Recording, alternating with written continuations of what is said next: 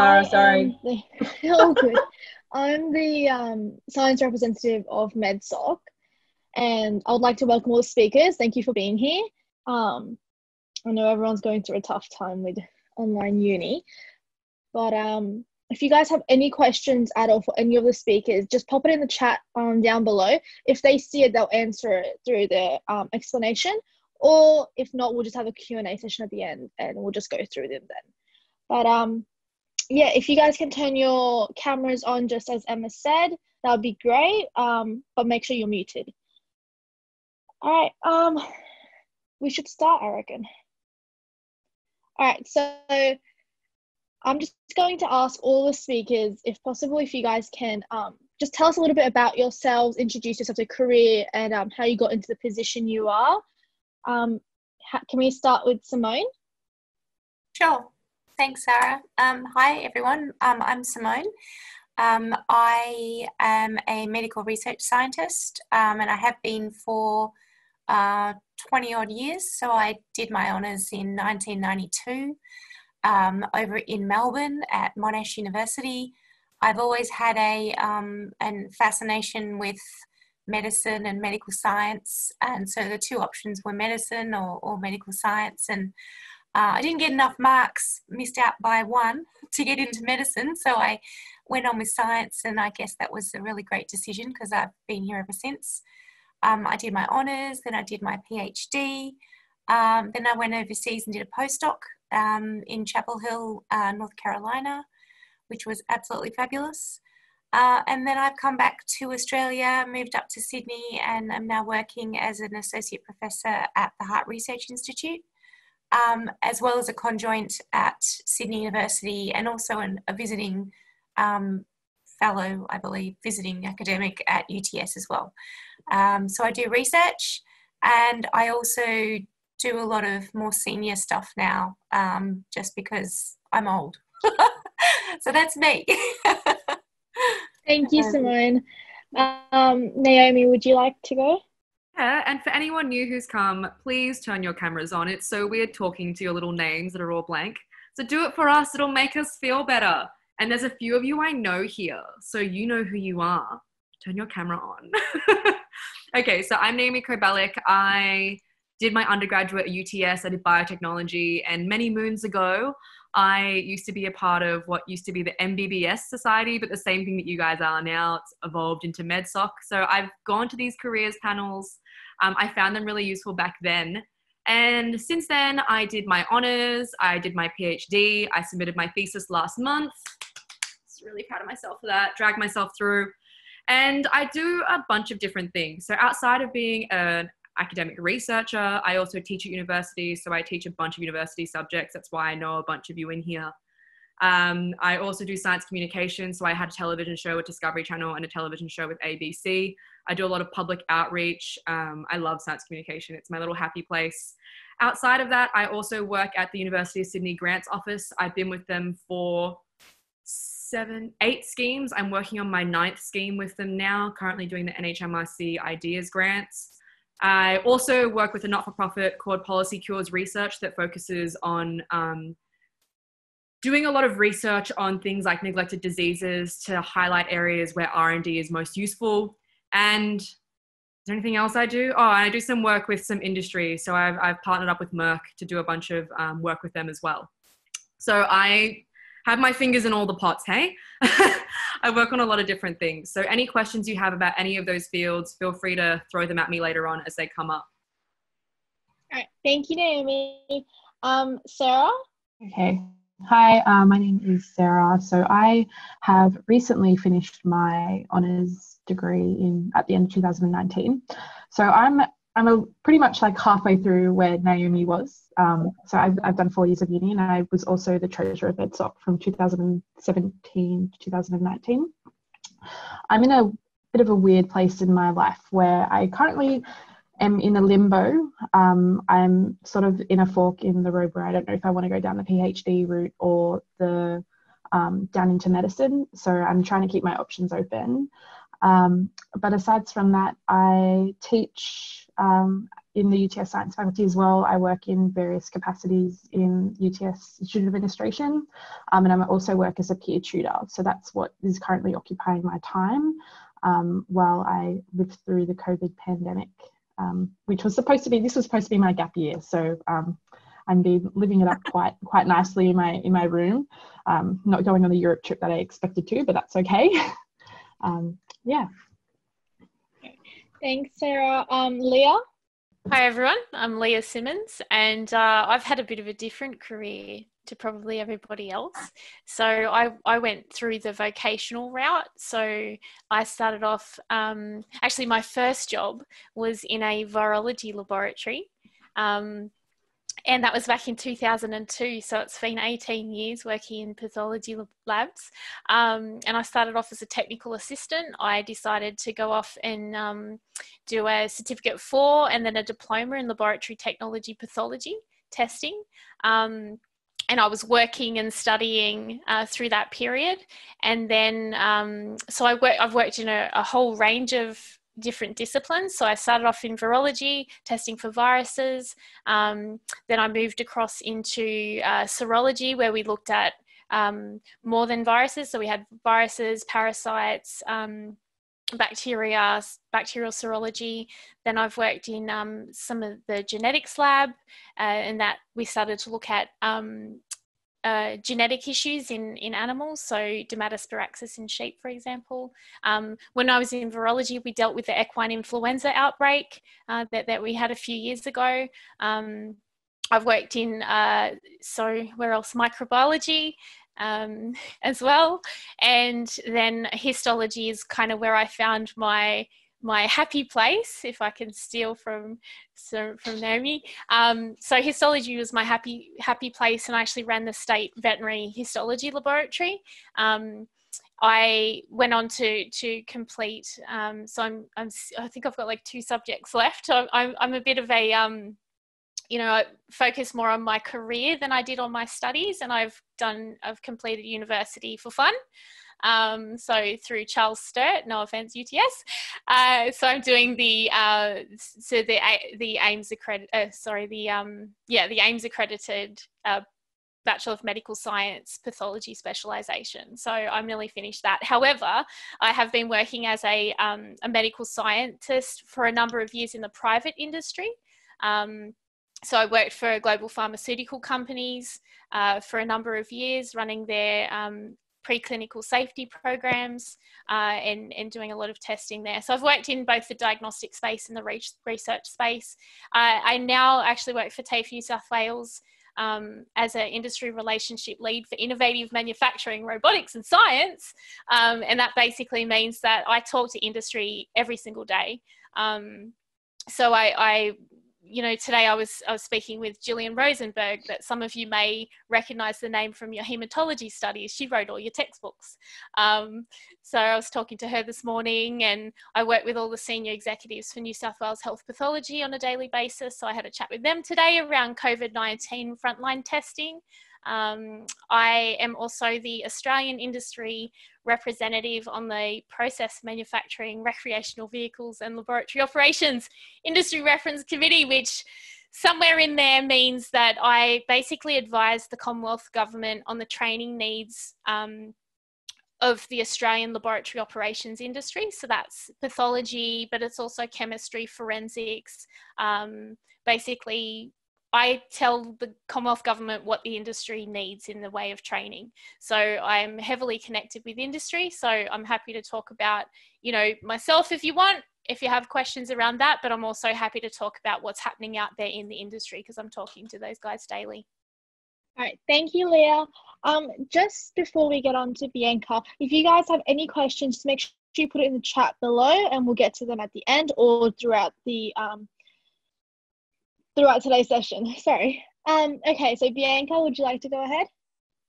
Hi everyone, I'm Bianca Crowder. Some of you may know me as a casual academic for medical and diagnostic biochemistry, and also cell biology and genetics. I have just finished my degree, so I graduated last year from UTS. I did forensic biology and biomedical science.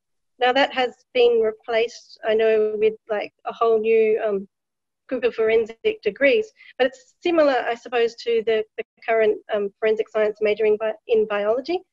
The only real difference is that there's more biomedical subjects. And so what that did for me was I realized I had this interest in medical lab pathology because I do want to make a difference to patients, and a good way to do that is through diagnostic testing.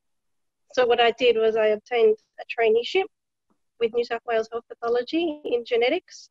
A traineeship is similar to an internship, but not quite the same. Essentially, the difference is it's a paid position and you have to find it yourself, so it's not affiliated with UTS at all. But it was really good because I got to rotate across different teams within cytogenetics and also with molecular genetics and perform all the tasks after getting trained that a hospital scientist would do. As well as that, I also, like as I said, I'm working at UTS, but I'm also doing postgraduate studies as well in public health. And I'm doing a research proposal at the moment in comparing two different lab methods. So my interest is in cancer genetics. And this proposal is about comparing the use of, say, NGS, which is a genetic technique, with immunohistochemistry, which is an anatomical pathology / histology technique for detecting PD-L1 expression. And what that is a useful biomarker that's still in progress of being validated for the new immunotherapy techniques to treat cancer. And it's really good. Like, one thing I like about medical lab pathology is that they often overlap like this. And it's really good that you can sort of work across different fields. And I think that my degree, even though it's half forensic, half biomedical, it sort of equipped me with opportunities to pursue different areas of interest. Thank you, Bianca. All right, we'll go back to Simone. I know you sort of explained it, but what is a typical day in your life at the moment? You can go into COVID or before COVID, however you'd like to explain it, but yeah.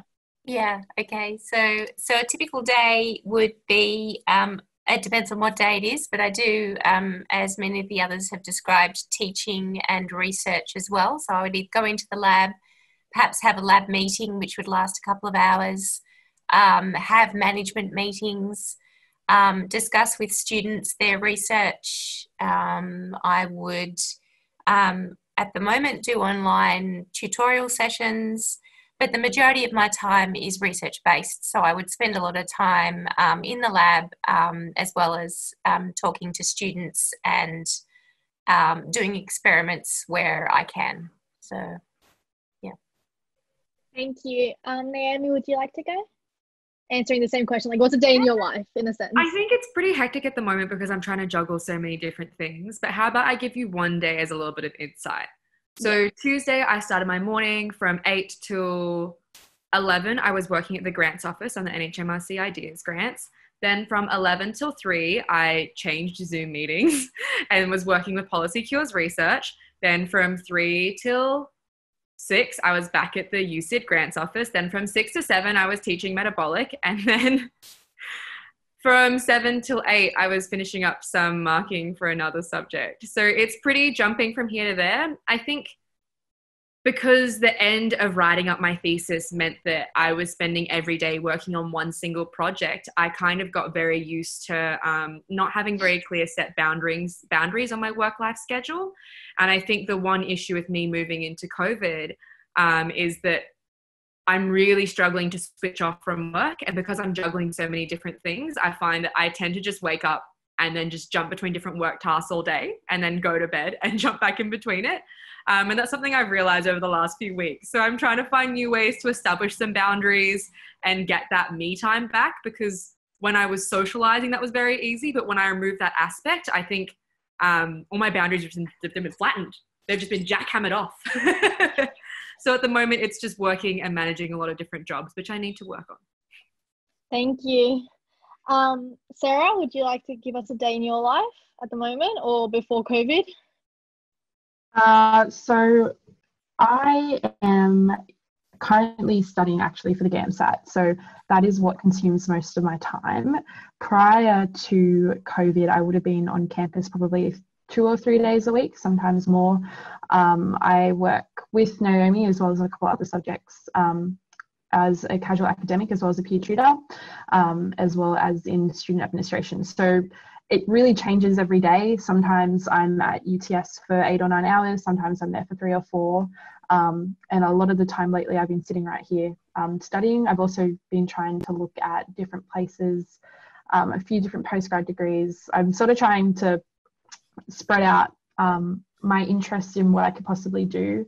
I'm hopeful that I can get into postgrad med, but I'm also sort of torn between potentially going back and doing a PhD. So I've been looking at a couple of unis around where I live to see if there's any interesting projects in my area of interest, which is microbiomes. But yeah, that's sort of what consumes my time lately. Thank you. That's very interesting. Lea, I know you're very busy, so would you like to give us a day in your life? Well, I won't dare give you a day in my life. I think that it's too diverse because I'm across so many different industries. So I might just talk about something that I've been working on lately in the laboratory space. So obviously with COVID coming and crashing into us all, one of the things that I've been working on, so I actually saw the need for training in point of care testing a couple of years ago. So in 2017, I identified that there's 27,000 point of care testing operators in New South Wales alone connected to New South Wales Health Pathology. So when I say point of care testing, that's anything from like a glucometer.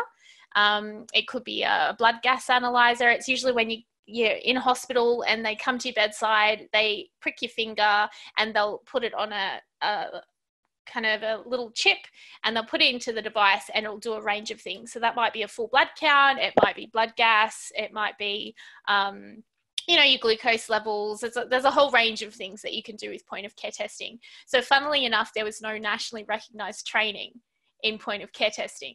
So I told the government this in 2017, and over the last couple of years, I actually wrote the national benchmarks for point of care testing. That was to the MPAC guidelines, worked with a range of stakeholders from all over Australia to do that. And in the middle of COVID, it was endorsed and released. So it's probably the first time that the national training system has actually had perfect timing.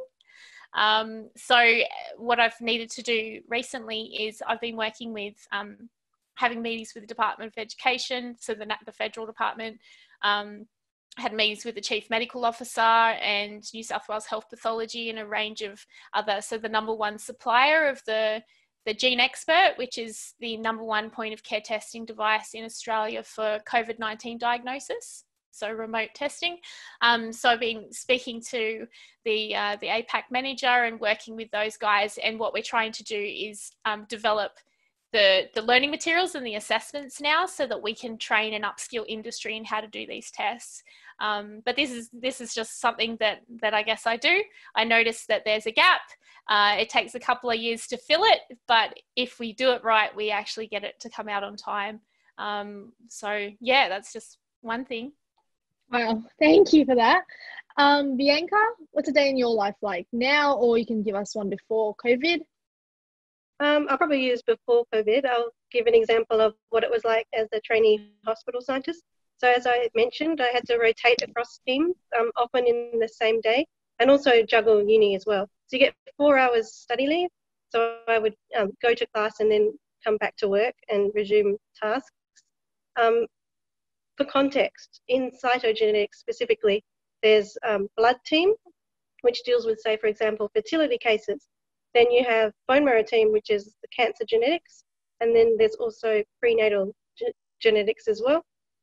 That could be like your typical prenatal testing, like CVS, amniotic fluid, things like that, products of conception tissue. So I would say that all of those are then split up into analysis and bench work. So a typical day for me would be something like analysing bloods in the morning. There's first check, second check, authorisation.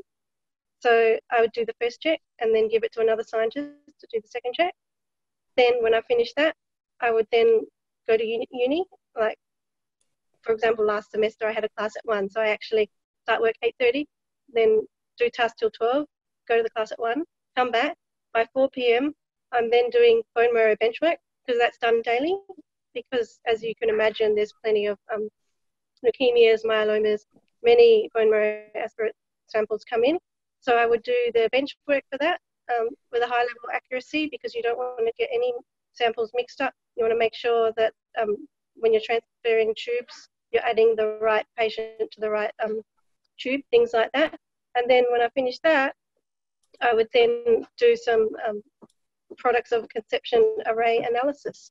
And what that is there's 2 types of array. There's CGH array and there's also SNP array. And so array is like a molecular-based technique. It's still in cytogenetics, but it's very much molecular technique. And so you're just analyzing genomic variants. And so that's like a bit of an idea of the range of activities that you would be performing within the pathology lab, but obviously it will vary depending on department.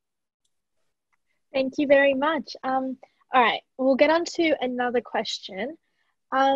This is more overall, so you guys can talk about your specific field you're in now or what you've done throughout your career, but what's been the most rewarding and the most challenging thing within your career or within your study?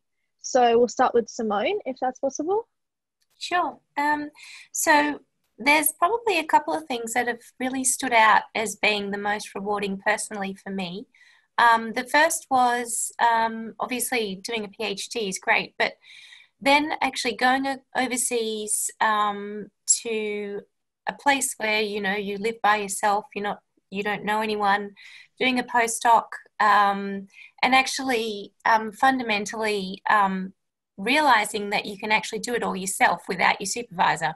So having that sort of, I guess, personal satisfaction to know that you can actually do research, even as a non-confident female. So, and then the other really rewarding experience has been something that's ongoing at the moment, and that is projects that were started when I was doing my honours on a particular novel antithrombotic that we've been developing in the lab.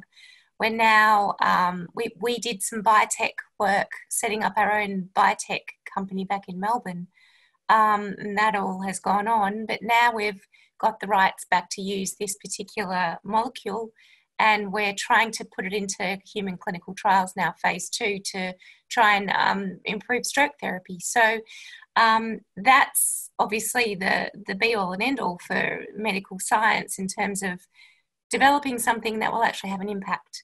And so at the moment, there's, we're not there yet, but it's actually really exciting to see that we possibly can have an impact on the community. That's great. All right, Naomi, what's the most rewarding in your study, in your career right now? I say that's so exciting. It's really lovely hearing that things can actually pan out the way you want them to, and to see your research really have an impact. I think I find as a researcher, a lot of the stuff you do, you don't get to see the direct impacts of it for a very long time, which we're hearing about here. So I think comparatively, my career has been very short so far. I'm only just getting my bearings. So I think the most rewarding career path for me is actually teaching.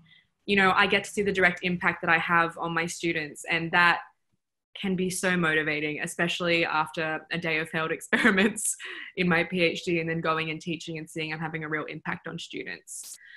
In particular, I really pride myself on being very candid and talking about the importance of caring for your mental health.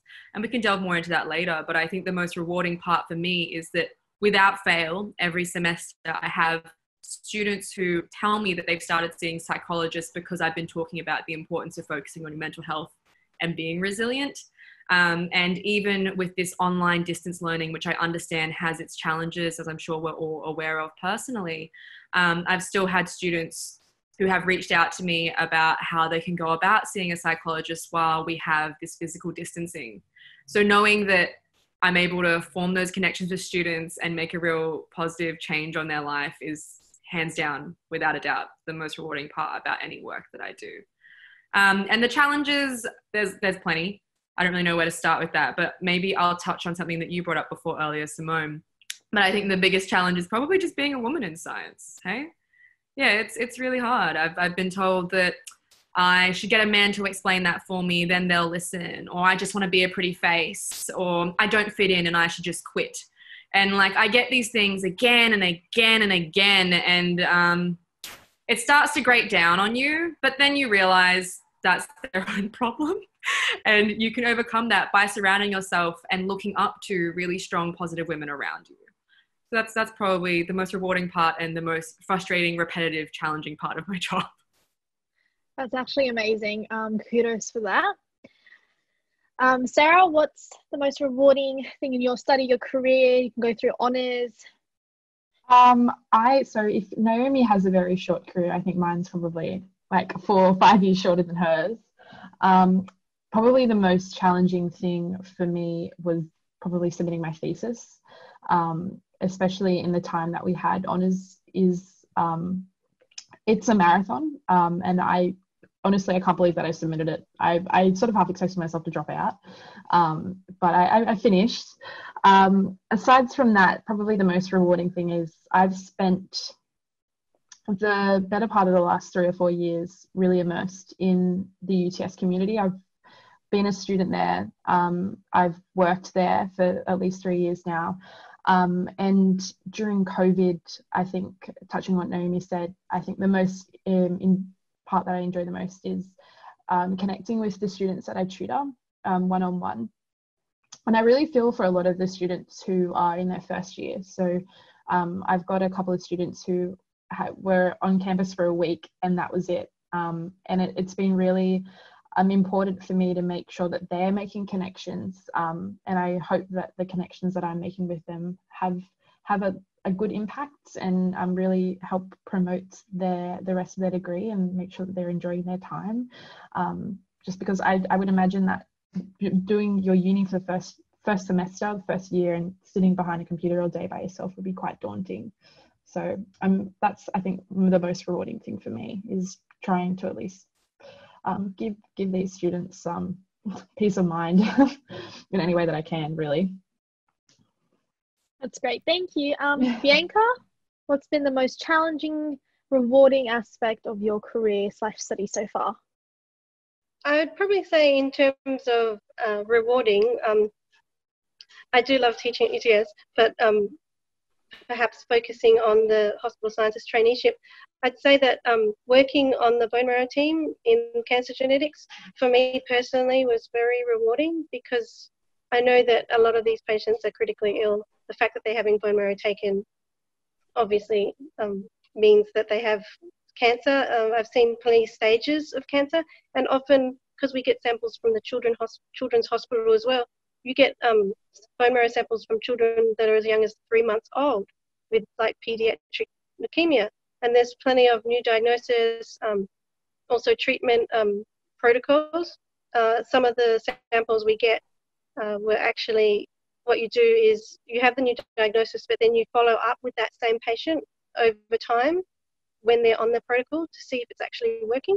So for example, during new diagnosis, most of the cells would in fact be mutated.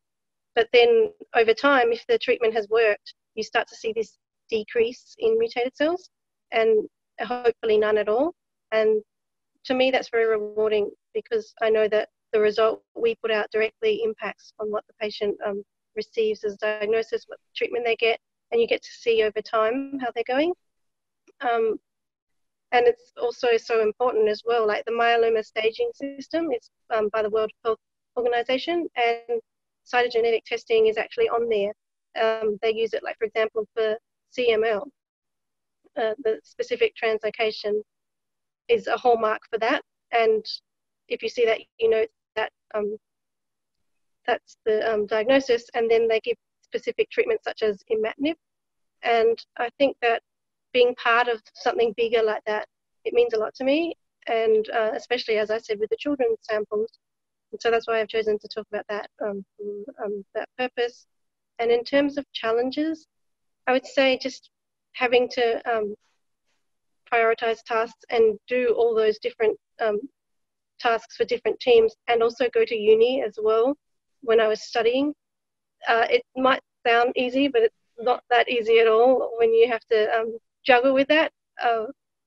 Even just going to work and then going to uni and going back again, and then maintaining that high level of accuracy and working with other team members, things like that. You have to make sure you're on the ball at all times and liaising with the other team members and making sure that while you were away, there were no significant changes, making sure that the person replacing you while you're away knows what's going on.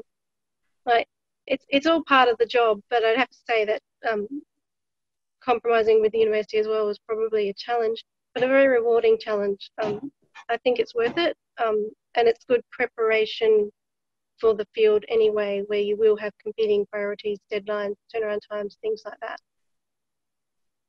That's great. Thank you for that.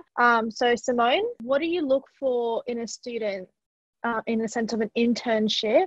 Mm-hmm. Also, how would you suggest they get into that pathway? Gotcha. Okay, that was good. Okay. So essentially what we look for in students is an ultimate passion for research and science.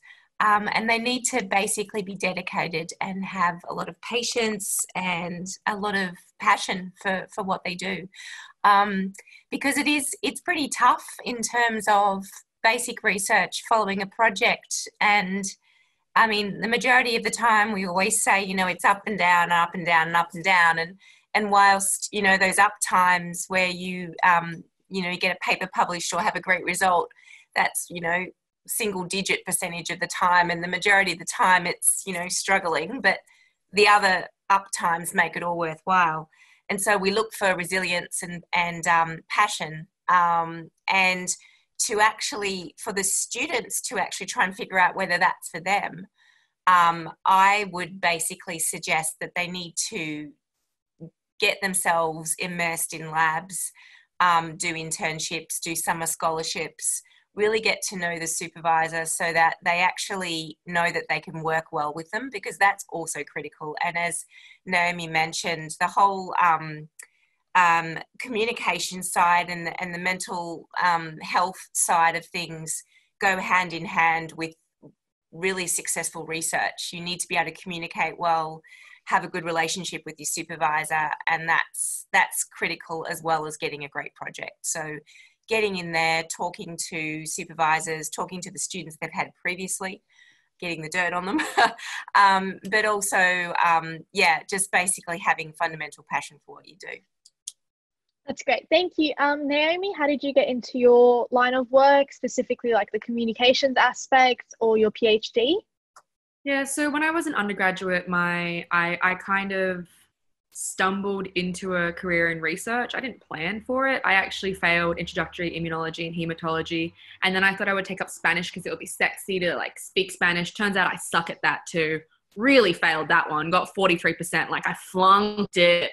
And then I realized if I flunked 2 subjects, I'd have to tell my mum that I have to extend my degree, and my mum would not be okay with that. Yeah, she's a real tiger mum, not going to work out well. So I started scrambling to try and find anything I could do to not tell my mum that I'd failed some subjects at uni. And I found these things called undergraduate research projects.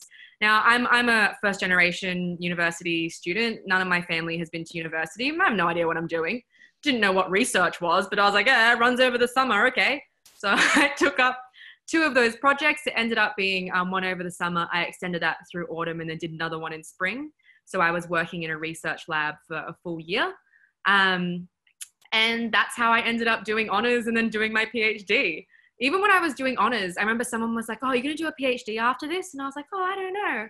And I went to the bathroom to Google what a PhD was because I just never heard of it. All this stuff was so foreign to me. So I did honors, did my PhD. And during my first year of my PhD, I was at the March for Science rally, was picked up there. And that was on a Saturday. This woman was like, do you want to apply to be on this show with Dr. Carl? And I was like, oh, I was just on the radio with Dr. Carl this week. I guess I'll put through an audition tape. Sent it on Sunday, signed my contracts on Wednesday and was filming by Friday. So I didn't even know what science communication was. When they sent me a contract, I was like, oh, I'm getting paid for this? I didn't know I get paid to talk about science. The rates I accepted were not okay. But yeah, I never really planned to do any of this. I fell face first into it. I started teaching because I needed money. And then that ended up being something that really kept me going throughout my PhD because it was rewarding, because I got to interact with people. So now I have my fingers in all these different pots and I like them all so much. I don't want to let any of them go. But yeah, I never planned any of this. I just kept on trying things. And if I liked it, I stuck with it. And if I hated it, I just didn't do it. Yeah. That's great. Thank you for that. Okay, so Sarah, do you want to give us a little insight into how you got into your honours degree? So I got, I think, towards the end of my degree, I actually remember it pretty well. I was in the end of my third year of biomedical science, and I had no idea what I was doing the next year. I didn't really want to apply for a job working in a lab, and the reason was because I'd done a couple of internships through New South Wales Health Pathology, and I didn't enjoy it at all. It just wasn't for me. It was something that I didn't find interesting. I didn't really want to work in a diagnostic lab. And I was sitting there one day and my friend had told me that she had applied to do honours, and I was like, okay, well, I guess I'll have a look at it as well. And I know a couple of academics in the science faculty, and I'd spoken with a few and I'd found a project that I was interested in. And I contacted Dr. Catherine Burke, who is still currently an academic at UTS, and I did my project under her. And so I never went into uni planning on doing research. I actually changed degrees halfway through. I was doing forensics so initially. I didn't like that. Changed to biomedical. And now I've finished my honours research, and now I'm still not sure what I want to do. I'll probably change my mind again. But I did see a question, and it said if we'd ever thought of going into industry business side. And I probably not. I don't know. I'm probably the worst person to ask any of these questions to, but if anyone is confused about what they want to do, it doesn't get any better just yet. You'll probably spend the next couple of years of your life fumbling around trying to figure out what you want to do until you fall into the right pathway. At least that's what I'm doing. Thank you. Lea, so I know you dabble in quite a few different things, but roughly how would you suggest someone would get into your line of work? Well, I might go back to my lab space because my line of work, is a bit complicated. But in the lab space, I did have a question to everybody, whether everybody's thinking they want to be on the research side of things, or do people want to be on the diagnostic side of things? If you can pop in the chat there, just so I know what people are thinking. Is there anyone interested in going into the diagnostic space? That would be great if you can put in the chat.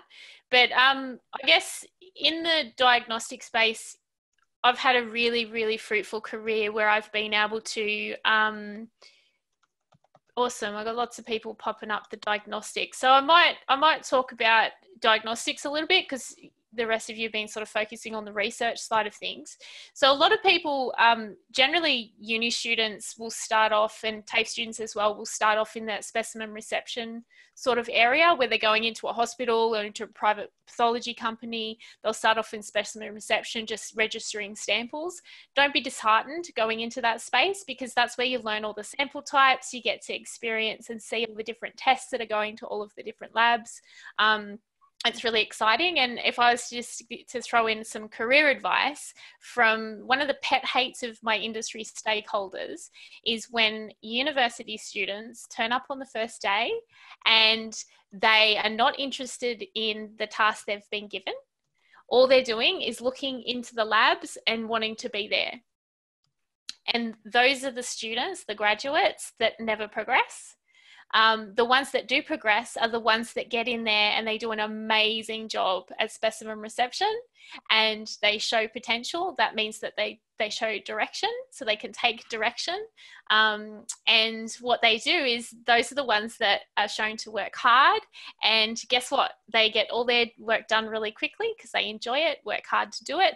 And then suddenly the labs are saying, hey, can you come over and give us a hand? You obviously got some time available. And those people are the ones that progress through their careers. so getting attention from the other laboratories. So for my career progression, working in all of the different labs, what happens is you will work in a lab and you get really good at it. You work really hard on the smallest tasks. If they put you on calibrating equipment, you be the best person at calibrating equipment. Okay, every single task they give you, you'd be the best that you can be. And what will happen is they will give you more and more responsibility. Okay, so I've done pretty much all of the tests in all of the laboratories because I worked hard. I had time available. Teach me more, teach me more. They want to hear that. It's that passion that I think Simone was talking about. You know, that I've been told many times that I'm employed for my passion, first and foremost. They want to see people that love science, are committed to it, will love everything they do. And then what happens is when another lab gets busy, so there's a COVID-19 outbreak, say, and you're off working in histology, they'll say, hey, do you have anyone that you can lend us? They don't lend their worst staff, they lend their best staff because they want to look good as managers. Yeah, you don't send your worst staff because they're like, you know, that doesn't reflect well on your laboratory. So they send your best staff, and then the other lab says, hey, I've got a job coming up. Do you want to come over here? And so my career has gone like this, side to side and up, and I've been able to work in all of the different disciplines. So if that's some advice that might be helpful in the diagnostic space, is get your foot in the door. It doesn't matter what the job is, and do that job with everything that you have and love it, love it, love it, and they will love you and you'll get to progress. Yeah, that's great advice. Thank you for that, Lea. Bianca, so how would you suggest someone to get into your pathway, your career path right now? Okay, yeah. So as we've seen, there is a strong interest in diagnostics. So I might just add to what Lea was saying. She did cover it very well. I might just say that some terms might be useful for students. If you do want to start in reception, for example, because experience is probably the number one thing that employers are looking for, I would say technical assistant, that's in reception, or it could be department specific as well, depending on what's available out there. Have a look on websites such as, like, you can do Seek, but I would look on New South Wales Health Pathology. You will see that there's technical assistant, which is, as I said, it's reception, it's tasks like that. Like, you wouldn't be reporting results, but that will come with time if you progress in your career. The main thing is basically that you can add to a tube correctly, that you can check patient identifiers, there's no mistakes. The community expects from the labs perfection, basically. Like, if you put out a result that's positive, it has to be positive. If it's negative, you have to be certain that it's negative. So this is actually extremely important, and that's why we do say even starting on reception or something like assistant level is very useful. The next one up is technical officer or medical lab technician. It's sort of in between. In some labs, depending on managers and departments and things like that, the tasks are very similar, maybe even identical to the hospital scientist position.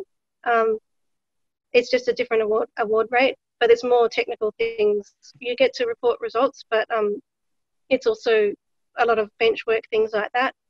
And then hospital scientist is probably where everyone wants to go to aim for if you've got your degree, science degree. And that one, you do have to have experience for that very much. So you should probably start on one of the other two. If you've got experience already, that's great. In anything, like maybe you did work experience in the lab for 6 weeks, anything, just make sure you do put yourself out there. It's very, very important. And make sure you do understand the lab system. If you get an interview, make sure that you understand that specific department, because they will ask department-specific questions. And I'd say choose your subjects carefully as well. UTS produces a lot of graduates that do go into the medical lab pathology industry. So the subjects have been designed for that. So for example, hematology is very, very good. I know that it has been cancelled, but if you've got another year left, make sure you take that one. You learn all the practical skills, you learn the different techniques. They are used in the lab. So if you can do that and then say that you know how to do that, even without experience, that's still something, because you will have to answer selection criteria. But this is all assuming you go for public lab. Private lab is probably a little bit different. I think they have cover letters and things like that. But my area is the public lab, which is why I'm discussing it. But yeah, so make sure you do pay attention to what is covered in the practical classes for a lot of your biomedical subjects. That's great. Thank you for that. The next questions, I'm going to put 2 questions in one, so you guys can answer both if you like, or one of them. So what is the importance of networking in your industry specifically? And if you have any tips on that.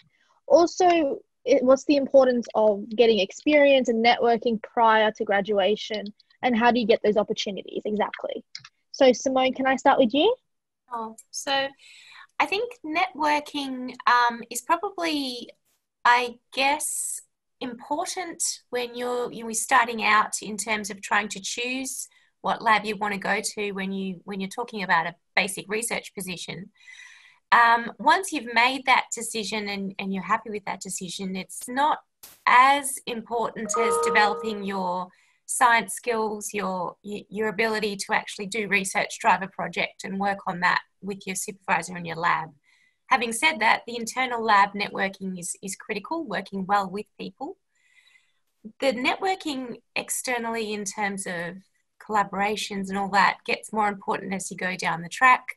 You might set up collaborations to help with particular projects and get them into more prestigious publications. And the best way to make networks is basically to, I guess, ask a lot of questions, email people when you have questions. Don't feel shy. Don't feel that because someone's a professor that they're not approachable. Anyone's approachable, and you should feel that you can talk to anyone. It's not most of the time, a lot of people in academia, most of the time, they're not hierarchical. There are a few. But I mean, I myself I love talking to students. So you should feel free to discuss anything at all with people who are higher up so that you can get their opinion. Doing summer scholarships, doing internships, going to conferences, anything like that, just asking questions in general, I think is a great idea too. And making mistakes and then learning from those in terms of knowing what you actually want. I think that's really important as well as networking. That's great. Thank you so much for that. Naomi, so roughly the same question. I cannot reiterate how important networking is. Like, I stand by it being one of the single most important things in my career.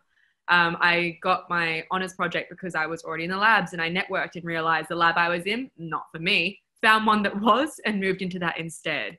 All my science communication roles is because I stumbled into it, and then I got the job with ABC because someone I worked at with Discovery Channel said I was good and pushed me over there. The job I got at the grants office was because someone recommended me for it, same as the not-for-profit, same as the one with Merck actually. So everything that I've achieved is really through people that I know, because think about it from their perspective. Are they gonna reach out, get all this information, put in all this effort, when at the end of the day, it's very hard to judge someone from a piece of paper, versus if you get someone with a personal recommendation, you're gonna trust and believe them. The same way Lea moved through all those different labs, because people saw her, they recommended her, and they gave her that opportunity. So networking is so important. It's also so awkward. Like, it's so uncomfortable. And I think previously when I was an undergraduate, I was very shy, not very social, and very uncomfortable in any social situation. But kudos to everyone who's here. This is networking. You showing up and being here and interacting, this is a form of networking, and you're already doing the right things. A little bit of advice I have. So if you do research and have the opportunity to go to a conference, go to it. Conferences are incredibly valuable. I personally don't like going to conferences with my lab. We're very cliquey and they all hang around with each other, and it's very hard to separate myself. So I sent myself to an international conference on my own, and that was the best decision I ever made. It meant that I had to network with people. Otherwise, I'd spend every single day alone. So I started off a little bit shaky. I remember I went over to the place where everyone's drinking tea, and I was like, oh, this is it. This is my in. And I went, I like chai tea. And everyone kind of shook and was like, oh my God. And I was like, that doesn't work. You don't do that. Don't go and yell at people about the thing that's in front of them. But I had this obnoxiously loud and colorful poster, and I brought along bags of caramello koalas, and I bribed people with candy to come and talk to me at my poster.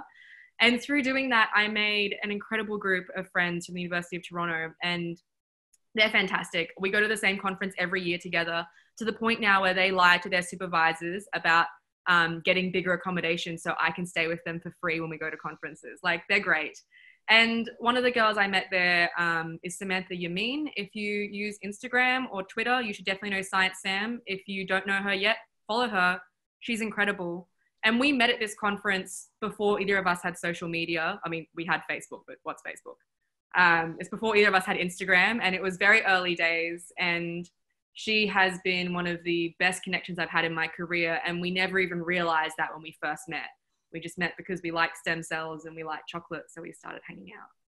So yeah, I know networking is uncomfortable and weird, and when you first start trying, it's going to be awful. You're going to make mistakes, but that's okay. It's meant to be uncomfortable. The more you try, the easier it's going to feel. Definitely try it. That's great. Thank you for that. Sarah, so any tips or advice on networking and gaining experience? You can go towards like the honours route. I think probably, I'm assuming a lot of the students in here are in the undergrad. I think it's really important not to waste the time that you have now. I think people get a little bit complacent because they get to the end of their semester and they're like, oh, I finished my exams, I can cruise for 4 to 6 weeks. I did a couple of internships during the summer session, and I got my job as a casual academic because of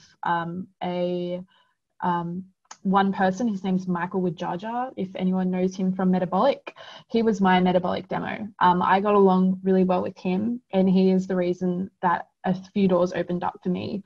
So I think even just to start with, talk to your demonstrators, talk to the people that teach you, talk to your subject coordinators.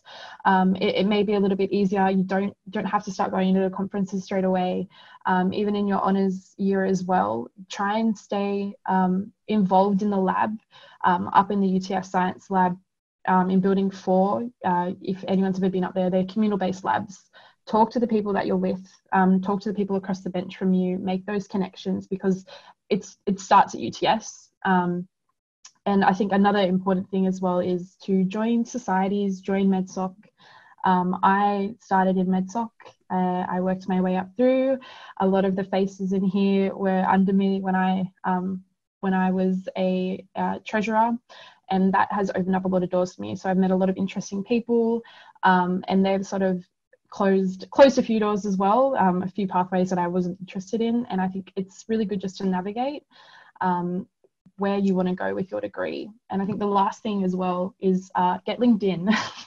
I think that's really important. Get LinkedIn. If anyone, you can search my name up, you can add me. I think it's really important to get LinkedIn because recruiters use it. I can see when people are looking me up, you will see if you're applying for a job, they're going to search you on LinkedIn 100%, especially within any private or public labs. They will search you on LinkedIn and they will see what connections you have. And you need to understand that if you're a student who's done all these internships, they've networked with other students, they have a presence within the university community, you're already going to be considered over someone that doesn't have that. So I think that's really important, as well as to be mindful of what you put online and make sure that you have a professional outlook.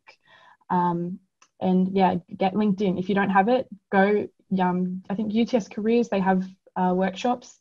Tomorrow, over the weekend, make a LinkedIn account. Thank you for that. That's really good advice. Lea, if you would like to answer that question as well, in networking aspects of that. Networking is everything. It is truly everything. So I highly recommend. I know, so again, I work across a number of industry sectors, and I highly recommend that you get a guy from the Royal Australian Chemical Institute. I'm happy to connect you, but he's really, really crazy guy, but he will share, you know, openly about networking, and that's what he does. He's like a professional mentor and networker, and he sort of works with the chemistry grads, but he'd be more than happy to come and speak to you guys. I think that would be a really valuable session to run. Just get him, because he can seriously talk. But I guess my whole life is networking now. That's all I do all day, every day. But it's been really, really important for my career. It you know, connecting with people. What happens with networking is networking combined with all of that hard work and commitment and passion that I talked about earlier. If you combine that with networking, what happens is people start to get to know who you are, what you stand for. They start to talk to each other. It's really important that when you are networking, that you talk about what your goals are, what you're looking for, or if you're not sure what you're looking for, what your interests are. Because the amount of jobs that people get because somebody they met a while ago said, oh, didn't someone, oh, wasn't that girl? And she said something about she liked electron microscopy, and here's this job in electron microscopy. I might just send that to her. The amount of times that happens where somebody sees a job, they remember talking to you about it, and they send that job to you that you would have never seen. So that's really, really important. That happens all the time. In terms of how to network, join the societies, go to the events, okay? So the Histotechnology Society of New South Wales, I've been a committee member since 2011, I think it is. So I run workshops and go to conferences and present at the conferences. And that's just been really amazing for my career development, for the career development of others. People are always coming to me and say, hey, have you seen this job? Have you seen that job? And I'm like, yeah, no, I'm okay at the moment. But it's really beneficial. So networking and keeping those networks open. One of the things that I tend to point out to people is really important is just because it's not the job you want now, you hold those relationships. So really good advice that I think I can't remember, maybe it was Richard Branson or someone said it a few years back, and I just grabbed a hold of it. And it said that, so if you want to succeed in life, surround yourself with people that you want to be like, not people that want to be like you. Okay, and what that means is no matter how big and awesome you become, and there's some pretty big and awesome people here that we've already heard today, but no matter how big and awesome you become, you will never get better unless you are looking up at people who are better than you. Okay, so it's about connecting. So I sort of have like a 70-30 rule. So I have 70% of the people that I surround myself with are mentors. They're mentors in business. I've got managing mentors. I've got lab mentors. My best friend in the whole world managed the Institute of Clinical Research and ICPMR at Westmead for 40 years. My best friend in the whole world, okay, because he's my mentor. But I've got a huge number of mentors. That's my 70%. Then my 30% are people that I'm reaching down and I'm being a mentor to. Does that make sense? Because you don't take. Life is not about take. And it's amazing the opportunities that's come from me reaching down and providing, that hand up to others. So I think that's really, really important. But if you don't network, you don't join these societies, you don't surround yourself with these people, you're not networking, you're not going to grow. And yeah, it's everything. But that's just my experience. Thank you for that. That's very inspiring. Bianca, would you like to finish us off with that question? Yeah. It is true. As I mentioned, a lot of the UTS graduates do go into diagnostics. So if you are thinking of diagnostic, just remember that everyone knows everyone.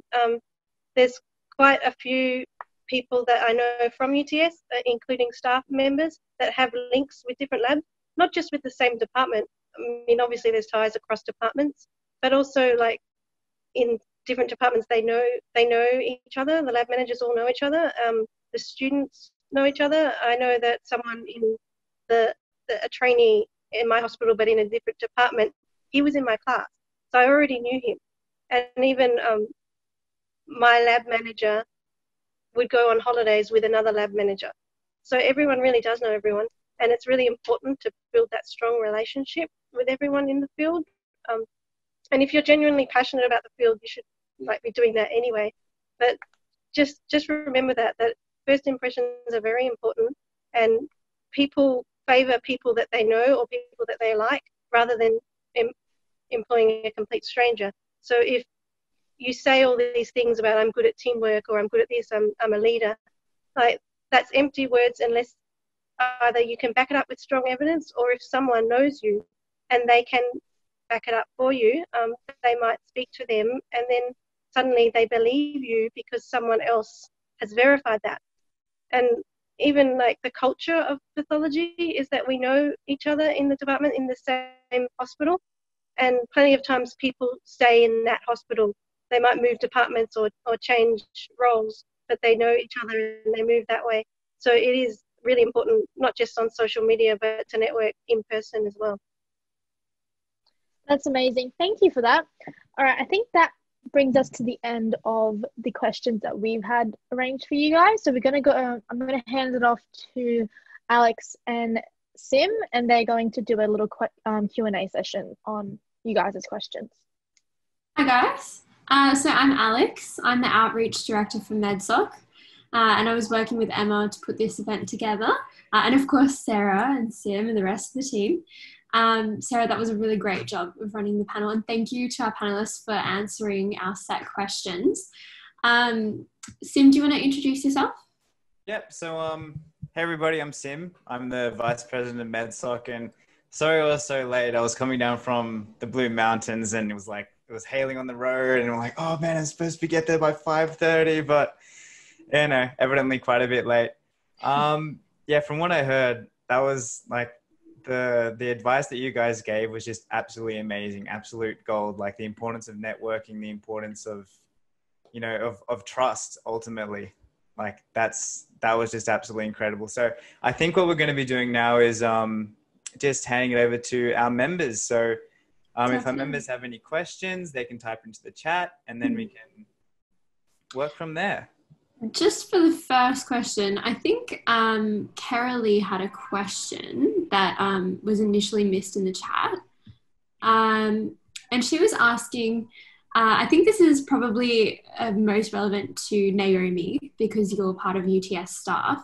She was asking, how much do you think missing out on physical labs at UTS due to COVID will impact us in our venture into the industry labs? I think the most important thing to remember is that all the skills you pick up are completely translatable. I think if you're focusing on the skills you're still learning and you're able to show a new set of skills from working from home as well, it's able to show that you're resilient, that you're independent, that you can organize your own time. I know it's really hard to take away those technical skills from you and replace them with these other skills as well, but try and focus on, I guess, the evidence you now have for a whole new skill set that maybe you wouldn't have had evidence for before. In saying that, your degree goes for quite a few years. You will still get your technical experience that you want to have. And you can always get technical experience other ways. So you can apply to do internships. You can apply to work in research labs. The research labs haven't closed. We have reduced the capacity of people there. But as long as you are being proactive, you are definitely going to find ways to build that skill set up. And then from another perspective, it's honestly easier to train someone from scratch so they're good rather than pick up someone with trash skills and fix it. So don't worry too much about that. Really just think about what you can take on board from this opportunity. And I'm not saying to pretend this is all fine and dandy and this is all good and great. It's not a wonderful opportunity. It's very frustrating, but you will still have a unique set of skills that comes from studying remotely through this that you now have evidence for. Okay, thank you so much, Naomi. That was really insightful. I think a lot of people are worrying about that because COVID has just messed up everybody's plans. We've got another question from Ellie. And Ellie has asked, how did you know you wanted to do a PhD right after honours rather than becoming an RA or other options in research? Me? I think so. All yours. I mean, I didn't really, I think I've learned how to plan my career now, and that has been extremely beneficial, whereas previously I just aimlessly stumbled and then landed wherever I am. But I don't think there is one single correct path for anyone. I think the most important thing to consider is, what is your current situation like? It's not like you have to stick to one thing. You can move from one to the other. Do you need to make more money currently? Because then you definitely want to go for an RA position, because a PhD position is really, really difficult to stick out just on your scholarship budget. So you really have to honestly be quite, you're going to be really tight with your cash for quite a long time. So there's a lot of different things to consider about what's the right move for you, and there is no right answer for anyone. But I think as long as you can identify why you're doing something and work out what suits you best, and if you're choosing a PhD, to take that advice on we heard before. Make sure you're interested in the project. Make sure you have a good relationship with the supervisor. Make sure you suss out if they're actually good by pulling their students aside and being like, hey, what are they like? And also, if you're going to choose to do a PhD, I think it's really important to have that open communication early on, where you ask that supervisor what their expectations of you are, and then you discuss what your expectations of them are going to be. Because I think a lot of issues that arise in research or in any position between someone who's higher up than you is because there's that lack of communication. So I think no matter what you're choosing to step into, just really try and have that open communication from the get-go to negotiate your expectations of each other. Okay, thanks so much for that, Naomi. No, I think that's actually quite useful, because I think people think that planning out their entire life is so important and necessary, and they kind of tend to ignore that your day-to-day life has requirements as well. So it's a bit of a balance of striking a balance between those two. So we have another question. How can you imagine the future of setting up a startup in the field of biology or biotechnology? I think that's a bit more of a broader question to everyone. Any takers? I guess I'll start. May as well. Honestly, I think with startups now, in just a broad sense, there is such a saturation of, I guess, consumerism, everyday life, that to have a running business is something that's probably you'd have to have a really niche concept and a really niche idea. I met a couple in my undergrad, a girl who was doing a startup through UTS, and she'd run a couple of scholarships, and she was looking at a different way to diagnose breast cancer, and she was working with the UTS startup team, and I think she still is. In the future of setting up specifically in biotechnology, I think you would probably best people to ask would be the Biohacking Society. I know they have a program with the Lab Biofoundry, and they're doing a lot of interesting work there. If that's something that you're interested in going down, as well as going and speaking with UTS startups if you have an idea, because specifically, you don't really need to have a PhD or you need to have research experience to get into startup. You just need to have a good idea and you need to have drive. So for whoever asked that question, the first thing that I would be doing is sending an email to startups and seeing where that takes you. Great. Yeah. So a question to Sarah again. So how did you get the internships from New South Wales Pathology? So I did the professional experience of biomedical science subject in the end of 2017, I think. That was recommended to me to do by Michael. And I did, I think, 6 weeks in a New South Wales health lab over the summer period. So that subject is, it is an elective. You can do it if you have space. So the other thing is that you do have to interview for it. But I would recommend to do it. I would recommend to do an internship at all. And it's also really important as well, the New South Wales Health website, they hire trainees. So I think that's what Bianca had started out as, and she was a trainee. Every couple of years, the different hospital labs, so RPA, Werner Shaw, Even like Hornsby, they take traineeships. So they're generally 1 to 2 years, and they will take you through the rest of your degree working as part-time. So you need to keep your options open if you're wanting to do a diagnostic test. If you wanted to go into a diagnostic fields, because there are jobs out there and there are experiences out there for students that are still studying. You just need to be made aware of them. So I'm telling you now, there are traineeships for you through New South Wales Health. You will get paid to do it, and you will study part-time. You just need to keep checking the New South Wales website for when they become available. So, Sarah, what was the name of that elective again? The elective is professional experience in biomedical science. So what it consists of is, I think you apply and interview for it. They run over July and summer session, and you can do between 4 to 12 weeks of an internship in both private and public hospital labs. Yeah. Great. So we have another... Sorry, I just have to intervene really quickly. Yeah. Simone actually has to run now.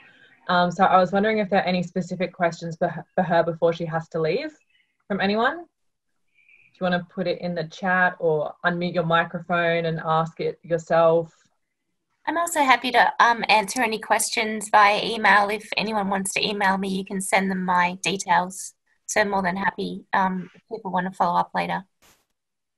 Cool. All right. Well, maybe we'll go with that then. Thank you so much, Simone, for being on the panel. I think the students have definitely got a lot out of it. Alex, did you want to say anything before Simone runs off? Yeah, of course. Thank you so much, Simone. We really, really appreciate you coming and sharing your experiences with us. I know, like speaking for myself, I definitely learned a lot from you, but I'm sure everyone else here has as well. All right. Nice to meet you all. And nice to meet you. Thanks for coming. Bye. See ya. Okay, Alex, sorry, go back to what you were doing. That's fine, that's fine. So there were two questions that actually go fairly well together. So the first one, and they're general, so to everyone in the panel. So do you think it's possible to get into honours without having completed an internship? And also, if you don't get excellent marks in your honours, does this prevent you from getting into a PhD? I think I can speak for the honours part. I think Naomi can probably speak for the PhD part more better than I can. No, you don't need to have an internship. Most of the time you just have to have a passion, like Lea had said before. You generally will have a meeting with a potential supervisor and you need to show your interest.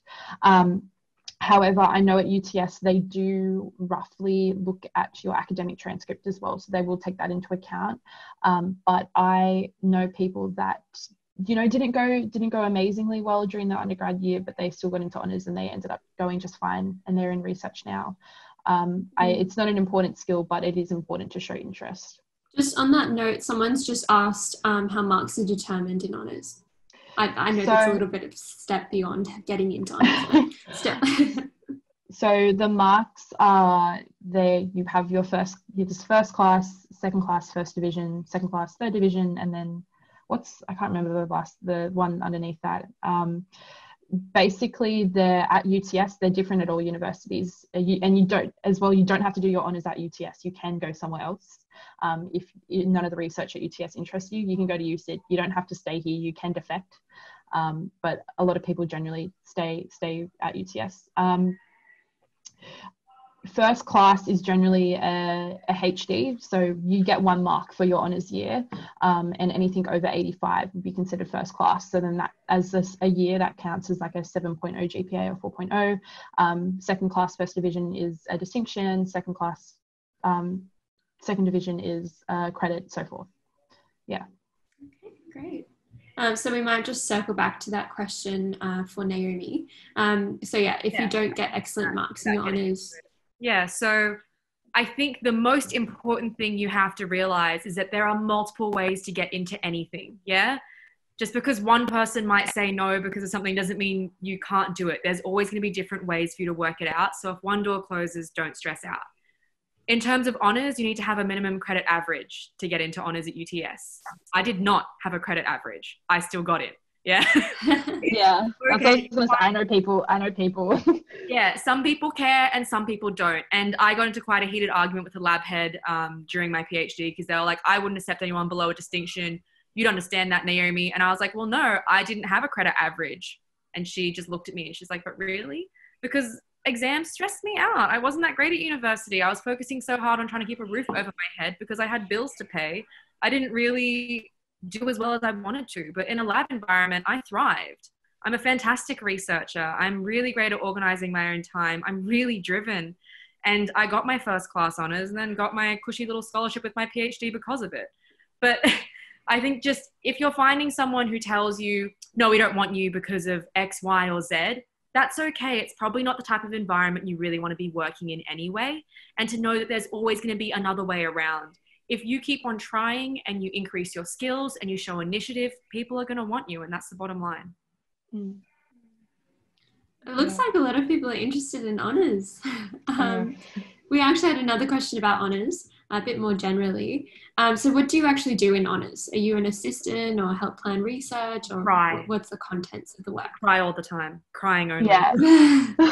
Get thrown into a project. Honours is really hard because it's a very short turnaround and you don't know what you're doing, but you more or less get given a project and the goal is to learn something from that project. Maybe it works, maybe it doesn't, but it's all about optimizing and upskilling.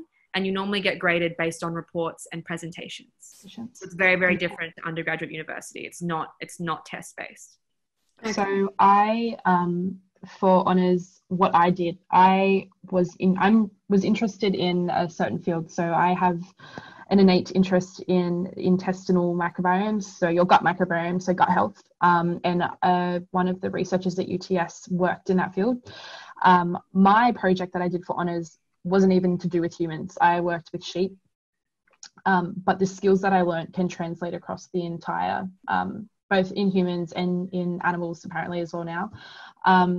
But mainly what I did was I was given a project. The project was already underway with the Department of Primary Industries, which is a New South Wales Health. They were partnered with UTS, and I was given a set of tasks to do. And I had to do so many different experiments a day, all these different fun things, and write a thesis on it. And funnily enough, all of my experimental planning, all of the work that I put in, it didn't work. Nothing worked in my honours year. Most of the time it doesn't. It didn't impact on my marks in any way, but for anyone that is going into honours next year, don't have the expectation that everything is going to work. Nothing worked for me. All of my, Naomi's nodding her head. All of my experiments failed, and they failed quite beautifully. It was 4 weeks out, and then the diagnostic test that I was doing it just didn't work, and I just had to take it for what it was. Yeah, it's about showing critical thinking. So sometimes the more you fail, the easier it is to show that. If you can show that you can problem solve and work around it, you don't have to fix it. But if you said, okay, here's a problem, I identified the problem, here's how I tried to fix it. Oh, another problem, then you just rinse and repeat. That's okay, but it's about showing that critical thinking and trying to problem solve that gets you through honours. Okay. We had a bit of a logistic question about honours. How does it affect your marks? So does it automatically, let me try that again. Does it automatically increase your GPA to 6+ if you get first class honours? I have no idea. I didn't even think about that. To be honest, your grades stop mattering at some point. Like grades are really important to a certain level, but what's more important than grades is you. Are you passionate? What are your skills? We get very focused on caring about grades because that's how we measure success in undergraduate. But beyond that, no one's asked me about my grades since that first time I tried to apply to honours. No one's ever cared to ask again. So I understand why we're so focused on it now, because you're constantly getting bombarded with this assessment, must do this well, must achieve this. It's how you're trained to think, but it's not going to be the be all and end all. I think definitely. Sorry, Sarah. Sorry. I was just going to say we could. Sorry, there's a bit of a lag. I can't tell when people are speaking. I was just going to compliment you all anyway.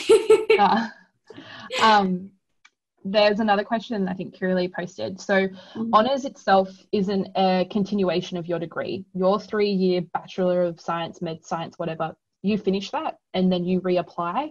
Honours is a 1-year full-time degree. So after the end that I finished technically I did 4 years, I counted as 1 degree. I have two certificates. I have 2 testamers. I have one for my biomedical science and I have one for my honours. So for the GPA question, whatever GPA you get in your final year is for that degree only. It doesn't impact on your GPA for your undergrad. You'll finish with 2 GPAs, and then that leads into doing it at another uni. You finish your degree, and then you apply separately directly to USyd, Macquarie, Newcastle, Queensland, because all the degrees are, if they're not embedded, they're just a single year that you apply for. Yeah. Does anyone have any other questions? Sorry, I was just going to go a little bit rogue here, and I was just going to ask, are there any misconceptions about your job fields that you think a lot of people might have about it that you kind of want to set straight in a way? Like maybe it's a stereotype, or maybe it's something that people think it's going to be like research all the time and there's no like fun side of it. Is there anything that you guys want to discuss that might be, a misconception that you think is untrue? Lea, do you want to start? Because I can see you thinking about something. I was trying to wait to see if I was watching Naomi. I could see her about to unmute. I guess in the diagnostic space, so one of the things that people hear about the diagnostic space is you just get stuck doing one thing over and over and over. Yeah. So it really depends on the lab that you work in. Okay, it depends on the discipline. It depends on whether you're in public or private, whether you're in, I popped in the chat pod. Veterinary is a great place to work. So you can take your med science degrees and you can go off and work in veterinary, and you will be able to do far more than you can do in the human space. Yeah, because something that they may only let, say, a senior scientist do in a human lab, they'll let a technical assistant or a technical officer do in an animal lab, and they'll train you up on the job, and it's quite amazing. So, and remembering that humans are one type of animal, so veterinary allows you to do all the same tests, but on many, many animals. So the experience is actually greater and broader. So that's a little bit of a misconception about veterinary. They go, oh, you don't have clinical experience, but actually you've got more experience than everyone else because of all the animals that you deal with. But so in terms of the getting stuck on one thing, so histology is an area where people get concerned about that, or you're just embedding all day long, or you're just cutting all day long. Sometimes that happens, but some people love to embed all day long. That's what they love doing. Say if you're working for a smaller hospital histology laboratory, for example, you might get to do everything in one day. Yeah, you might get to do some embedding in the morning, some cutting after morning tea. After lunch, you might get to do some special stains. If you're working for some of the misconceptions of the large private labs, I know there's we're recording, aren't we? There's some misconceptions coming from people that suggest that working for large private pathology companies that you don't get rotated and you don't get moved around, and that is a bit of a misconception. So it does happen in some labs, unfortunately. People do get sort of stuck on what they're doing. But I was having a chat with a colleague of mine from laboratory pathology, for example, the other day, and they get rotated around their tasks. So it just really depends where you are. Just because it happens to one person, don't look at the whole industry and assume it's the same. So just, I guess it's a word of warning. Be careful who you listen to, and don't just take the words of one person as representative for the entire industry. So that's why these forums are really, really important, because I know that the messages from one person I wouldn't always agree with them. So, yeah. That was really great. I can see one new thing that popped out down there. Is it true that you're more employable if you get a degree from a certain uni? I'm going to loop back to what I said before. If there is an employer that only wants you from a certain uni, is that an employer you want to work with? There are people like that. That actually leads to one of my misconceptions, that academics are smart. No. A lot of them aren't. Yeah. A lot of these people, I'll tell you what, I think some of the least intelligent people I've met are academics. So don't put them on this pedestal. And if they are these people who have these particular views that you must have a HD, you must come from, I don't know, Harvard or whatever, is that really someone you want to work with? The other misconception I really want to talk about, you don't have to follow a linear career path. That is really, really big. Yeah. I feel like you're here going, okay, I'm going to do my undergraduate, I'm going to do honors, going to do my PhD, going to do a postdoc. You don't have to do any of that. We're probably going to be working until we're 70 anyway, yeah? Unless, of course, you have like a big fancy house you're going to fall back on and retire into. We're going to be working forever. Do you really want to do the same thing for the next 30, 40, 50, 60 years? You've got plenty of time. Try something. Don't like it? Try something else. Have new experiences. Don't lock yourself into anything. Your career can bounce around. As long as you're picking up skills, a lot of those skills are going to be translatable. So just remember, you don't have to follow this one specific mold of what everyone else has done. As long as you're trying things, you're enjoying your experiences, and you're learning something from it, that's fine. You're doing great. Probably I might just add to that, another misconception is around, you know, you've got your undergrad degree and you're ready to go out and work in the industry, and they're going to expect you to be expert at the practical side of things. No. In fact, and I popped it in the chat box earlier, that one of industry's pet hates is that university students come in and they believe they can do everything, and they know all the practical, and they're highly experienced, and they will do it their own way. So that's a really good way to lose your job. Industry do not expect you to be experts at practical. There's probably only one university that really does a lot of practical in the med science space. But yeah, and industry are aware of that. Okay. So they don't expect you to be experts. Don't walk in and pretend that you own the place and that you know everything. The favorite people in industry are the people that say, I have no idea what I'm doing. I'd really like to know. Or you get asked to do something and you're like, okay, I've got two choices. I can just try and figure it out on my own, or I can go, actually, could you please just show me? Okay. The person who says, okay, can you please just show me? They're the one I'm going to keep. The person who makes it up and then pretends they got it right, sends out the wrong results. Yeah, I'm going to fire them. Okay. I'm going to get rid of them. So I will hire somebody who makes mistakes and is honest, than somebody who will come in and just pretend they know what they're doing. So, 100%. And I think, like, you've heard a lot from all of us in very traditional career paths. You don't have to do that. If you're doing your degree and you're like, you know what, I hate science, do something else. You don't have to work in science. You aren't committed to anything. Your skills are transferable.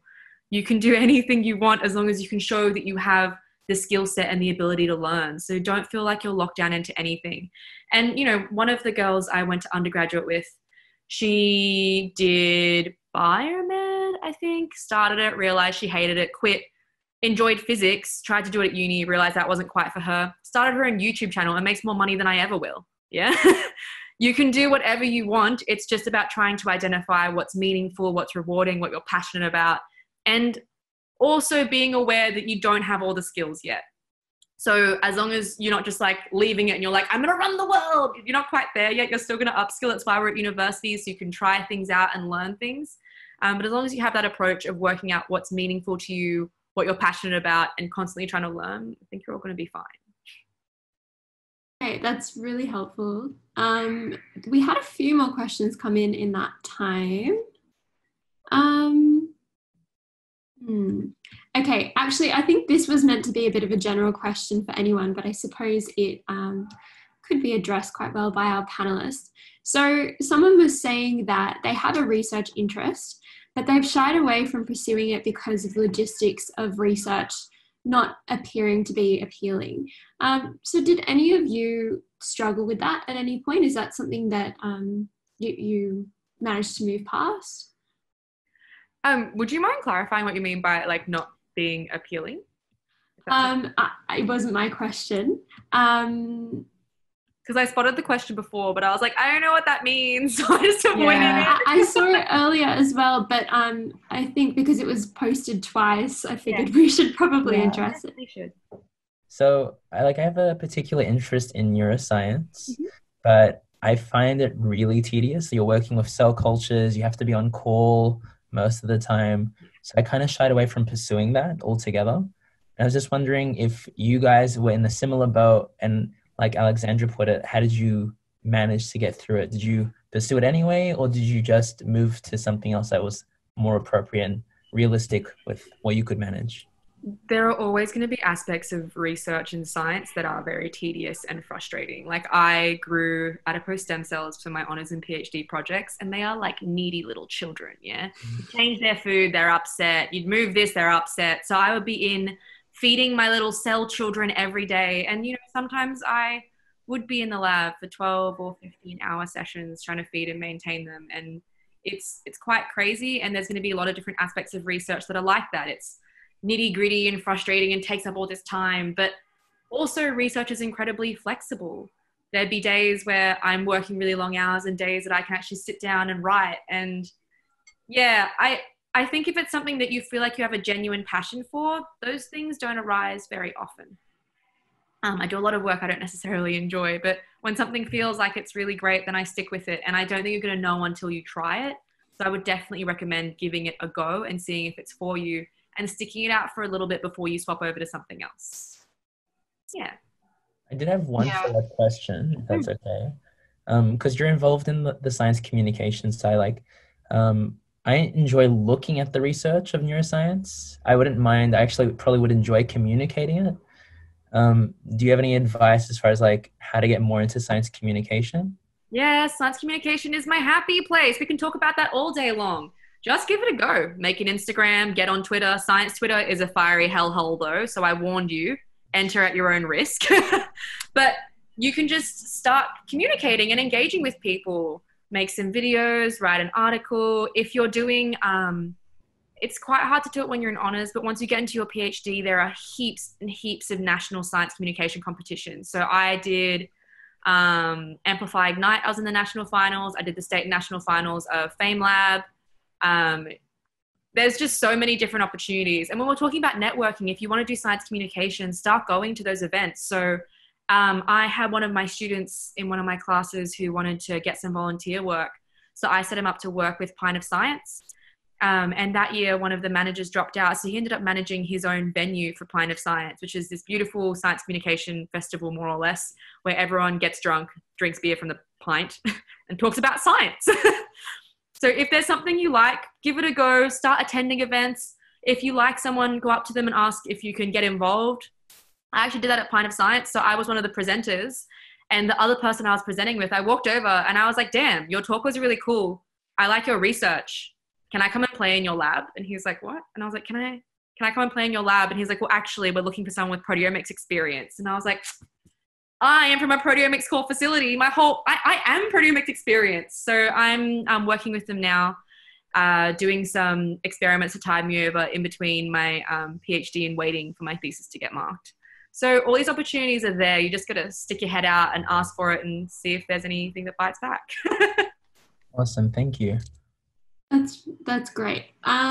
We had another question. So Naomi and also Sarah, you guys can probably both answer this quite well. So can you apply to honours after a few years of graduating with your undergrad? I don't know. Yeah, you can. Yeah, you can. Okay. Yeah, no doubt. It's depending on how long it is, sort of on what Naomi was saying, some supervisors want students straight out of your undergrad. If we're pushing 10 years, I think from an admissions point of view, you have to show some type of initiative or work experience, just so that you can prove that you still have your science knowledge, just so you're not getting thrown into a lab. And the last time you used a pipette was back in 2005. But if you're looking at 2 or 3 years, then there wouldn't be a problem. If 10 plus, that's probably when it probably on that note, get stuck. You can still take 10 years off. So my friend who's doing her PhD up at UCID, took 10 years off because she had a kid to raise and she had to find a financially stable job. And she's come back and started her PhD now 10 years later with her 10-year-old son. She's killing it. But that's just it. As long as you can show that you're passionate, not every lab will take you on board. But like we said, if you have a lab head who's really like, nah, it's not cool that you took time off to raise your kid, you probably don't want to work with them. So just keep that in mind. There are ways that most people do it, but you don't have to follow those structures. Go and get some work experience. If, let's say, you took 10 years off and you couldn't re-enroll directly into honors, screw honors, do masters. Can't afford to do masters, start volunteering with them. Maybe get an RA position with them. There are so many different ways. You just got to try and see what's out there and apply yourself to whatever there is. Yeah. And I think on the topic of science communication as well, you don't have to do a PhD to work in science communication. So there are jobs out there today where you can do science communication with high schools, with non-for-profit organizations that don't require you to have an honours degree, that don't require you to have a PhD either. There was a job recently that I saw that it was volunteering to teach STEM in for high school, like Year 7 students, and that was a science communication contract job with the New South Wales Health Government, I think.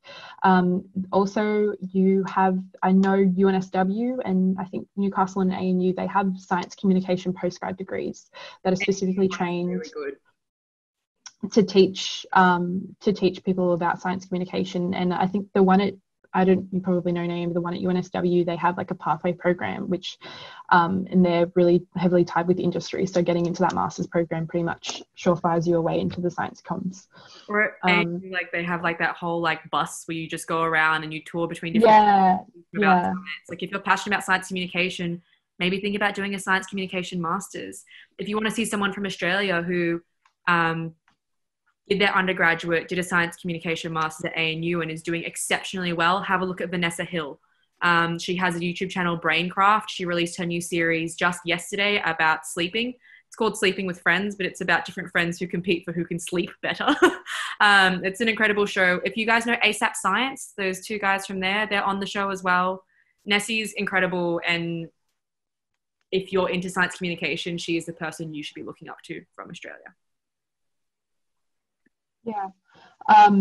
As well as I think someone asked another question, but there's, I think back on what Jason had asked before, USyd have actually a really interesting new discipline, and it's the School of History and Philosophy of Science. So they actually learn about you probably should go on their website and have a look, but it's how people critically engage with science, and you can do research based in that. If you're interested in studying neuroscience but you're not interested in doing actual lab research, you could go down another pathway as well. You could actually go into philosophy if that's something that would interest you. Yeah. I just want to address that there's a question there about how to apply for a traineeship. I'm assuming you mean a hospital scientist traineeship. Let me know otherwise. But in terms of the hospital scientist traineeship, usually the applications are around March, like at the beginning of the university year. But occasionally, sometimes some of them will deviate. I'm not sure how it's going at the moment. Mine started in December actually, but most of them are in March. But don't worry if you can't find any, because they don't come that often. They're sort of rare, like not all hospitals do it. But as I mentioned earlier, you could instead do a TA, technical assistant job first, or technical officer if you've got experience, or try and get some work experience even, do the UTS internship program or something similar like that, because I have known people that have gotten jobs because they did 6 weeks work experience. So that might be an alternative option to you if there are no traineeships. But if there are, you just apply like you would with a job. You log in to New South Wales Health Pathology, and then there's selection criteria. Make sure you address them. Please don't do just one sentence. They actually want a bit more than that. Well, it depends how much you want it, I guess. For some resources on how to manage that well, the UTS Careers Hub can help you out with all of that really well. UTS Careers Hub. Yeah, that'll be good too. Yeah. But if you do go directly yourself from New South Wales Health Pathology, there is selection criteria, and you put up your resume, any other certification that you think is relevant, and then you wait and see, and you might get an interview. and then there's an interview, and if you're successful, that's it, then you can start. And I'm going to say it like a million times over, UTS Careers Hub, yeah? Yeah. Bring your resume, bring your selection criteria. You can literally go, hey, I have this job interview. Can you create a mock interview for me? And they will. So you make your mistakes and stumble in that mock interview and then ace your real one. UTS Careers Hub. Have I said it enough times? UTS Careers Hub. It's really, really, really useful, and it's free, and it's available to you 2 years after you graduate. So even when you leave university, we want you to get employed. So make use of that resource. You can see a little question popped up for me about why did I choose a PhD over doing a master's? To be honest, I did it because it's what I was told to do, but I would still choose it even now when I'm in it, because you pay to do a master's and I got paid to do a PhD. So yeah, from a monetary standpoint. But neither one's better than the other. Like, as long as you're getting some form of education and getting good experience, that's what you're looking for. Can I ask you a question, Naomi? Yeah, of course. Actually, so when you're doing a PhD, are you able to work at the same time, or would that be near impossible? Because I know for honours, I'm told that you can't really work that many hours. So is it similar like that with PhD? So when I first applied to an honours lab, I was told by the girl who was interviewing me, she was like, you'll never be able to work as much as you do and do honours. No lab's ever going to want you. And she's like, you should just stop trying. And I was like, that's really rude, because I have bills to pay and I'm going to work. The same with a PhD. You're going to find some lab heads who are okay with it and some who aren't, but you can negotiate it. I know there's someone in my lab who is doing her PhD part-time while also working part-time in our lab, because she has bills to pay and a son to feed. There are lots of different things that people have different experiences and why they need to do things a certain way. But I think if you go into it being open and honest and discussing it with your supervisor, you'll find someone who's a good fit. And if someone's really telling you you can't continue your job where you're upskilling and you find this meaningful, fulfilling work, you don't want to work in that lab anyway. Yeah. So definitely just know that that's definitely an option. You just need to find the supervisor who's a right fit. Yeah, I think, Naomi, because I did my honours last year and I worked part-time throughout my honours degree, and it was stressful. But when I was interviewing for a couple of honours projects at the end of my third year, I was very upfront, and I told all of my prospective supervisors that I had bills to pay, I had rent to pay, I needed to work. Like, I can't. And I think there's an expectation as well. Sometimes supervisors think that students can just drop everything and they can they can live off nothing. It's not true. If you meet a supervisor and they do have this expectation for you, it's unrealistic to expect a student who is otherwise financially supporting themselves to be able to do honours full time every day, Saturday to Saturday, 9 to 7. And I met my supervisor was really, she was really, really, really, really, really helpful, and she was supportive, and we negotiated, and I'd set up a timetable where I'd work certain hours a day, and I unfortunately had to go into the lab on the weekends, but it allowed me to still have a roof over my head, and I was still able to do it. So you just need to be very careful that not only do your supervisors pick you, but you pick your supervisors as well. Yeah, and having that open communication from the get-go like you did, that's clearly what was really useful in your situation, because you had both communicated your expectations of each other and established those boundaries early on. So don't accept a PhD program and then be like, by the way, I'm still working. Like, that's not going to end well. But if you start with that and you have that open dialogue from the beginning and you set your expectations of what you want to do, and of course, very importantly, you ask them what their expectations of you are and you listen to what they're saying, you're going to be able to find a middle ground where you're going to agree on something that's suitable for everyone. Yeah, because I'd met a couple of supervisors that were like, no way, we're not taking you on. And I was like, okay, that's fine. But also as well, I think if anyone is going into honours, don't have the expectation that you can work 30 hours a week and still manage to get through your thesis. You won't. You do have to make sacrifices at some point. I just stayed on for the ride so that I could pay my rent and get my groceries and make ends meet. I wasn't trying to abuse the power that my supervisor had given me either. Yeah, I think there's another question for you, Naomi. Oh, in applying for a PhD. Again, because I was already in the lab, I just filled in some paperwork and that was that. But with most places, so I guess I can give you some tips for how I've been trying to find a postdoc that's a good fit for me. I bulk emailed. So I was like, okay, here's what I'm going to talk about. Here's me. Here's what I'm interested in. Here's why I like you. I did this huge list of all these labs I'm interested in, and I just cold emailed them from the get-go and was like, who's going to respond? The answer, pretty much no one, yeah? I'm not fresh out of undergrad. I'm a PhD graduate with a great track history, and most people don't answer you and don't respond.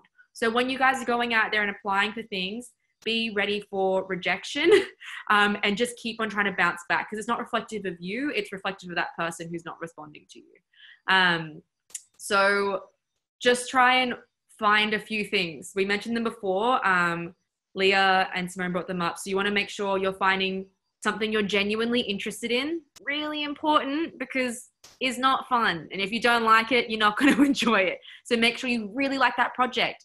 Make sure you get along well with your supervisor. I cannot reiterate how important that is. And thirdly, to make sure, we just spoke about that, establishing your expectations of each other and having open communication. That's how I ended up applying for a PhD. You find someone who's interested, and if they like you, the processes are different from place to place. But if that person is interested in taking you on board, they've had PhD students or postdocs or honors before, they can take you through the process of all the paperwork and admin that's involved at that institute. That's it, eh? Wonderful. I think you basically summarized the entire thing today with like those 3 points. That was amazing. So we just have to wrap it up now, guys. I just want to say a massive thank you to everybody who came in, and especially to our panelists. I was actually reading through your the resumes you sent through, and was trying to sort of sort it out. And I was just so amazed that people with such varied careers and whatnot, and just such amazing people would come in and lend a hand and reach down and pick us up, like all us all us science people. So we're really, really, really grateful for that. Thank you very, very, very much. So so I suppose just in terms of wrapping up, is it okay if we send your emails to our members and whatnot? If we sort of email you guys any questions that we have, we can sort of become that 30%, the reach down and sort of pick us up. Is it okay if we forward your emails? Is that all right? Like probably easier than emails would be like following us on LinkedIn, so we have that actual proper connection. And I think if you're someone who uses social media, I'm on Instagram, I'm on Twitter. Gosh, I do have a TikTok, but it's awful.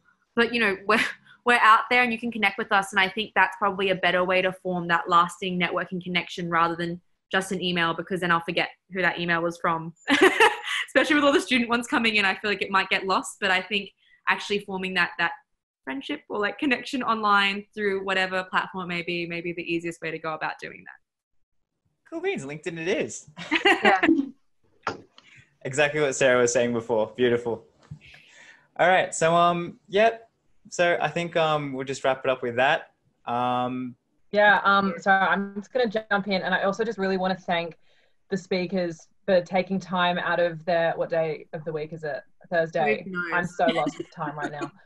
Taking time out of their Thursday night to come in and, answer all these questions that you guys have. I think it went really well. And these events are really valuable right now for students, especially during this time. So I really appreciate you taking the time to come out and speak. And also thank you to all the students as well for coming. I feel very inspired for sure to go and expand my network and probably update my LinkedIn profile, which I haven't done since I got employed at this job. So I should probably do that. And so I'm just going to wrap it up for everyone now, unless Alex, you wanted to say something or... Yeah, well, I mean, I suppose in the spirit of thank you to everyone that we've already mentioned, but also thanks to Emma and to the Activate team as well for reaching out to us to do this event, because MedSoc was planning to do an event like this, but since Activate wanted to partner with us, we managed to have such a greater reach, which is fantastic. And the more people we reach, the better, because that means that we get to give you guys, the people, what you're after. So yeah, thank you to everyone.